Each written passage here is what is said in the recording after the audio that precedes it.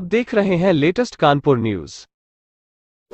कानपुर की सभी खबरों को देखने के लिए हमारे चैनल को तुरंत सब्सक्राइब करें। अब देख रहे हैं लेटेस्ट कानपुर न्यूज। संसद में 25 सांसद धर्माचार्य होने चाहिए और धर्म का राज होता तो लिव इन कानून न आता, बोले देवकीनंदन ठाकुर। देवकीनंदन ठाकुर जी महाराज ने अपनी प्रेस वार्ता के दौरान कहा कि जिस तरह से राम मंदिर केस की सुनवाई दिन प्रतिदिन हुई थी, उसी प्रकार मथुरा और काशी की भी सुनवाई होनी चाहिए और उन पर अतिशीघ्र निर्णय आना चाहिए, जिससे सनातनियों की भावनाएं आहत न हो। साथ ही ये भी कहा कि देश में जनसंख्या नियंत्रण कानून होना चाहिए, क्योंकि हमारे देश में संसाधनों की कमी है और देश की जनसंख्या बहुत ज्यादा है। संसद में 25 सांसद धर्माचार्य होने चाहिए। संसद में तिलक और कंठी माला पहनने वाले सांसद होते तो देश में लिव इन रिलेशनशिप कानून न बन पाता। ये कहना है कि देश के विख्यात कथावाचक देवकीनंदन ठाकुर महाराज का।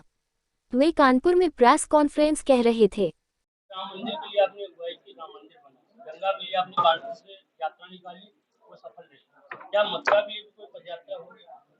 देखिए, आपके मुंह में घी शक्कर। मैं तो हमेशा से कहता हूं कि राम और कृष्ण और शिव ये अलग अलग नहीं हो सकते। मैं आप लोगों के माध्यम से ये कहना चाहूंगा, जैसे राम मंदिर की सुनवाई डे बाय डे हुई थी, उसी तर्ज पर काशी और मथुरा की सुनवाई भी डे बाय डे होनी चाहिए और उनपे अतिशीघ्र निर्णय आना चाहिए, जिससे सनातनियों की भावनाओं को दुख न पहुंचे, वो अपनी भावनाओं का सम्मान कर सके। दूसरा, कई लोग कहते हैं भाईचारे की बात, तो मैंने आपके यहाँ पहले ही कही थी कि आप हमें 3 जगह दे दो, हम 300 जगह देंगे आपको, लेकिन वो भाईचारा नहीं निभाया गया। तो हम ये चाहेंगे, भाईचारा जब निभाना होता है ना, तो दोनों जगह से बराबर कंडीशन में निभाया जाता है। ऐसा नहीं होता कि एक भाई भाईचारा निभाए और दूसरा भाई उसे चारा समझ के खा जाए, या उसकी सुने ही ना, या उसकी माने ही ना, या उसको छीनता ही चला जाए उसके सारे अधिकारों को। तो ऐसे कभी भाईचारा नहीं होता है। तीसरी बात हम ये कहेंगे कि कई प्रदेशों में सनातनी अल्पसंख्यक हो गए। अगर अल्पसंख्यक को सुविधाएं मिलती हैं तो उन हिंदुओं को भी मिले, सनातनियों को भी मिले, जो अल्पसंख्यक 9 प्रदेशों में हो गए। और नहीं तो इस जनसंख्या नियंत्रण कानून के तहत ये सारी व्यवधान हटाकर, सारी चीजें हटा, हमने तो सुप्रीम कोर्ट में याचिका भी डाली है कि भाई जनसंख्या नियंत्रण कानून होना ही चाहिए। इसलिए होना चाहिए कि देश में संसाधन की कमी है और देश में इस समय संख्या बहुत ज्यादा है। हम दो हमारे दो सबसे बेस्ट है, और जो हम दो हमारे दो को फॉलो न करे उसे कोई राइट न मिले, इवन वोटिंग राइट भी उसको नहीं मिलना चाहिए, उसे भारत की नागरिकता भी नहीं मिलनी चाहिए, जो इस देश को आगे बढ़ाने में अपनी अहम भूमिका नहीं निभाता।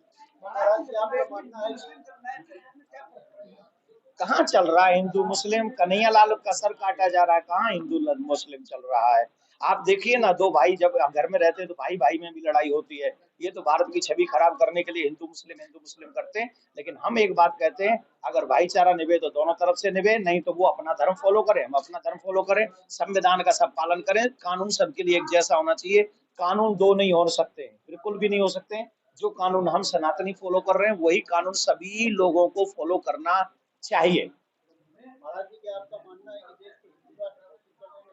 कल नहीं, आज ही कर देना चाहिए।